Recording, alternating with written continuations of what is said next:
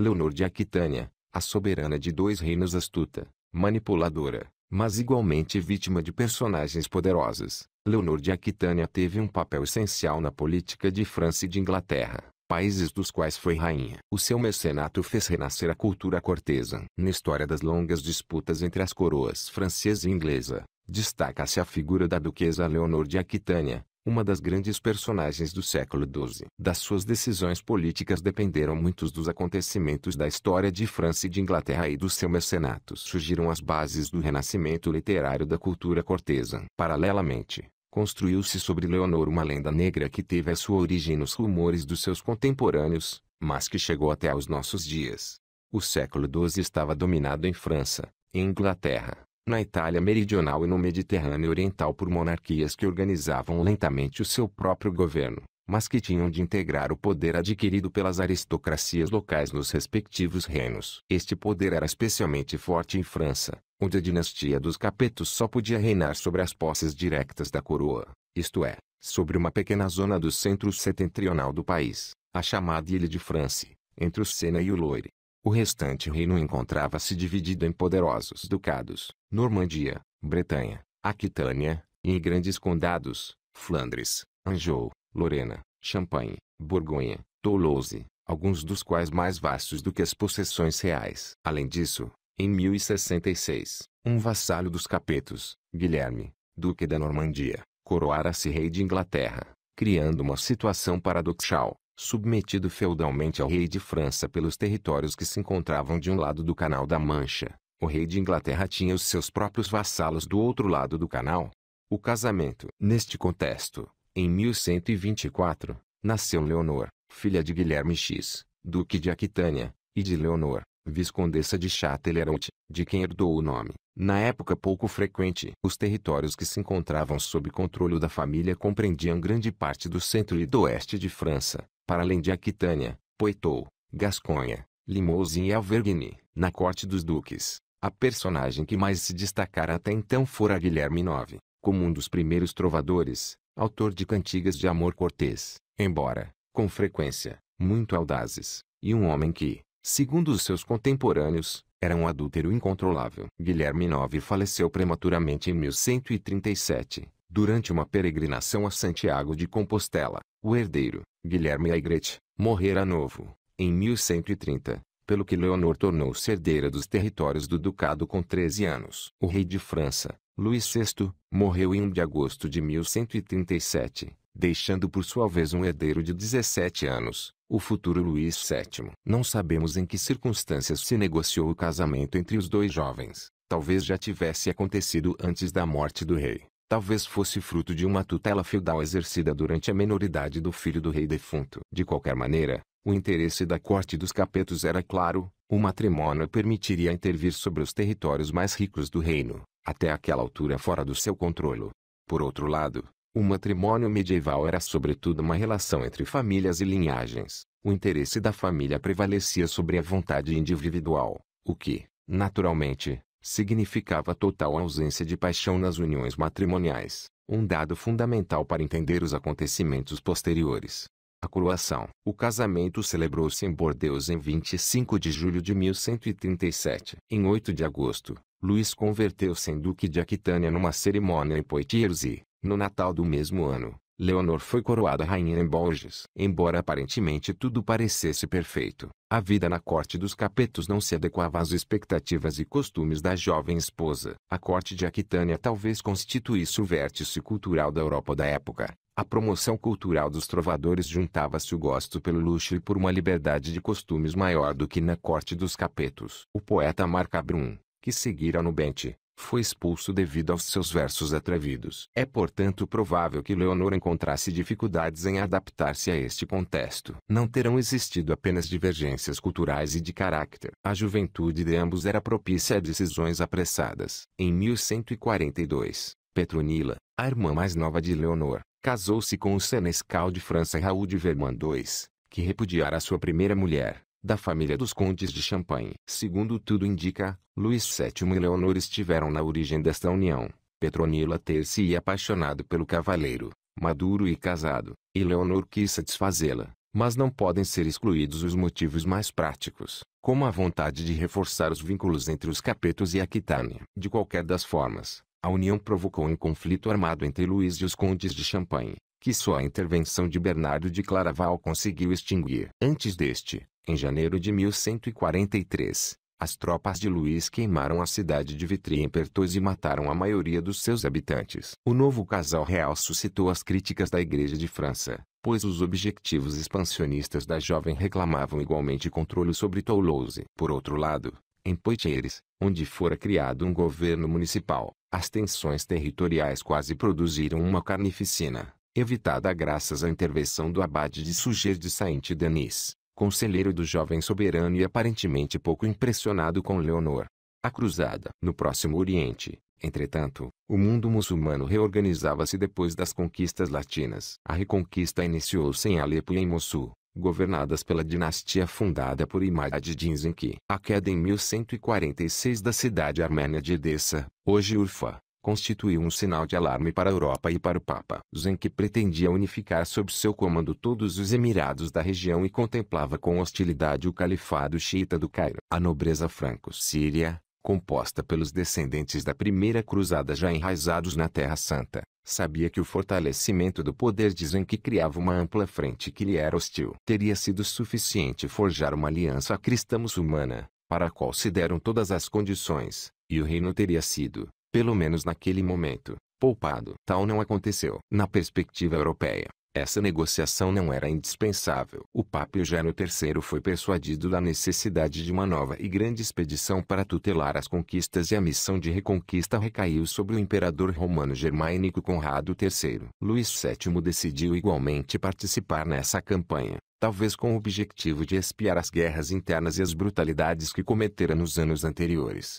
O rei partiu com a sua consorte, Leonor. A presença de mulheres em campanhas de peregrinação e expedição militar não era inédita, embora fosse vista com desconfiança. Depois de passar por Constantinopla, onde o casal encontrou o basileus Manuel Comneno, no início do ano de 1148 começaram as hostilidades na Ásia Menor. As primeiras batalhas foram um desastre para os franceses e Luís correu graves riscos. Em março do mesmo ano, ambos foram acolhidos em Antioquia por Raimundo de Poitiers, tio paterno de Leonor. Não se chegou a nenhum acordo. Raimundo pretendia que as tropas se envolvessem imediatamente na luta contra Zenki, enquanto Luís queria primeiro chegar a Jerusalém. Apesar da opinião contrária de Leonor, partidária do seu tio, o rei obrigou-a a segui-lo. Datam dessa altura os rumores sobre a rainha. Muitos cronistas, para ocultar a precariedade estratégica das decisões do rei, acusaram-na de incesto com o próprio tio. Os desacordos entre o casal agravaram-se quando o monarca Capeto se deixou convencer a cercar Damasco. O emir da cidade fora um aliado natural dos francos contra Zenki, mas as decisões arbitrárias dos conselheiros de Luís VII,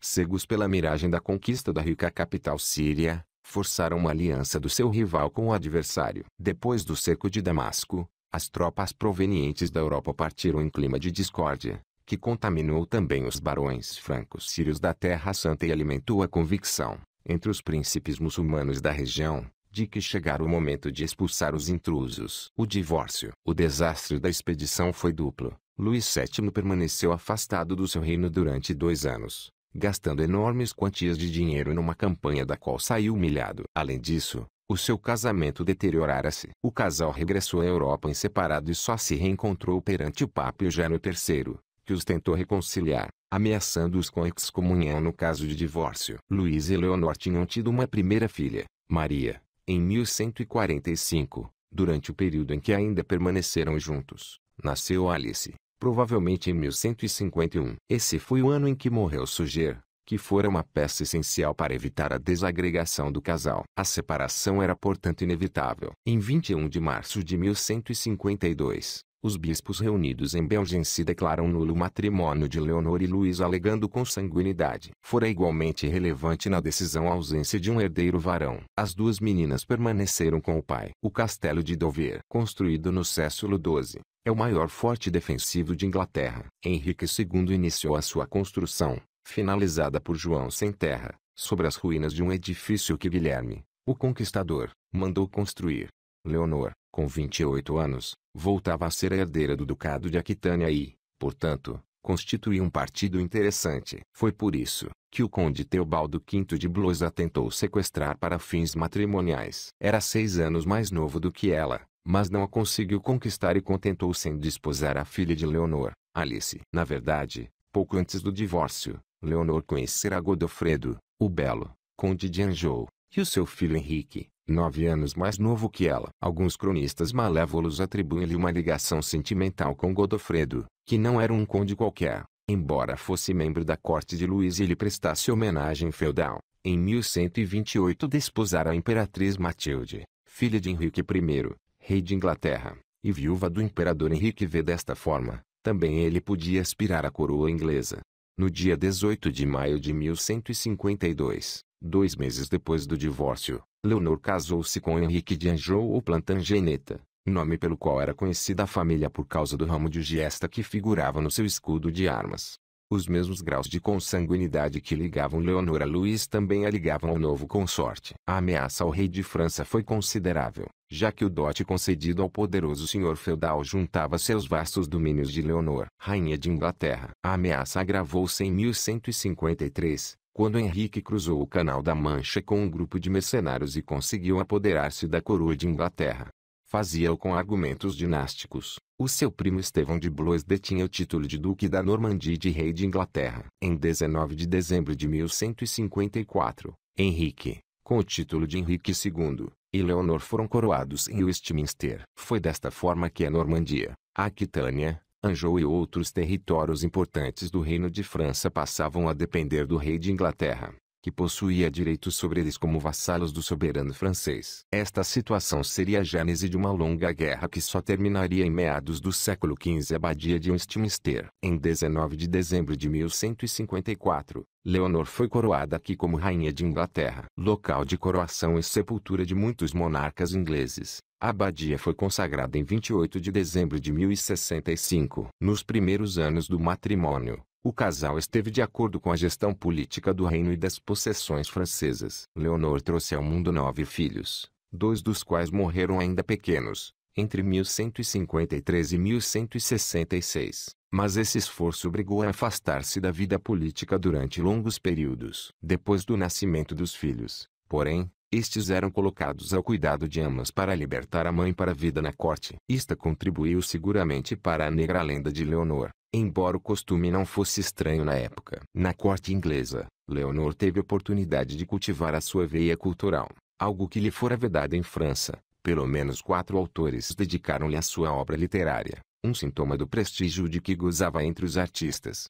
No entanto, no final da década de 70, a relação entre os esposos começou a mudar. Os soberanos procuravam a miúde a companhia de concubinas, mas naqueles anos Henrique apaixonou-se por uma bela jovem, Rosemunde Cliff. Uma tradição tardia e infundada atribuirá a Leonor a morte da jovem, que aconteceu em consequências pouco claras em 1176. Mais do que as aventuras amorosas, porém, foi a relação com os filhos que produziu uma alteração definitiva e negativa na relação entre ambos. Em 1173, vários territórios franceses e diversos barões anglo-normandos revoltaram-se contra o rei. Eram dirigidos pelos filhos de Henrique e apoiados por Leonor que, com o seu segundo filho Ricardo, chamado depois Coração de Leão, dirigia esta delicada contestação a partir das suas bases na Aquitânia. No final desse ano, o rei beneficiou de um golpe de sorte e Leonor foi capturada enquanto tentava fugir para se reunir com o seu primeiro marido, que não ignorava os planos de revolta.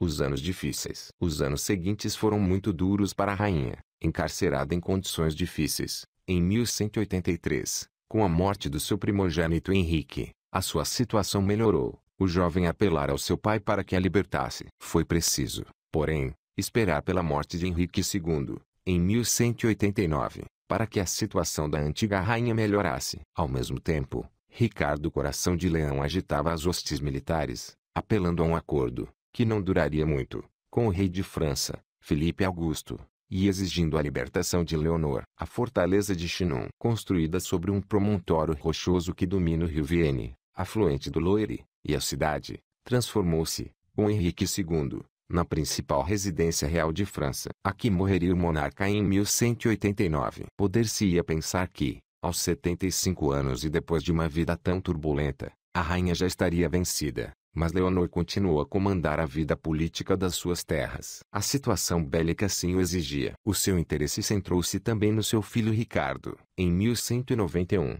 negociou seu casamento com Berenguela Sanches de Navarra. Em breve, este conduziria nova cruzada para reconquistar Jerusalém, deixando livre o trono para o seu irmão João, chamado Sem Terra. Acusado de ter urdido o assassínio na Terra Santa de Conrado de Monferrato, Ricardo foi tomado como prisioneiro pelo imperador Henrique VI. Leonor voltou a mobilizar todos os seus esforços, apelando ao Papa Celestino III pela sua libertação e, em simultâneo, organizando uma expedição de resgate.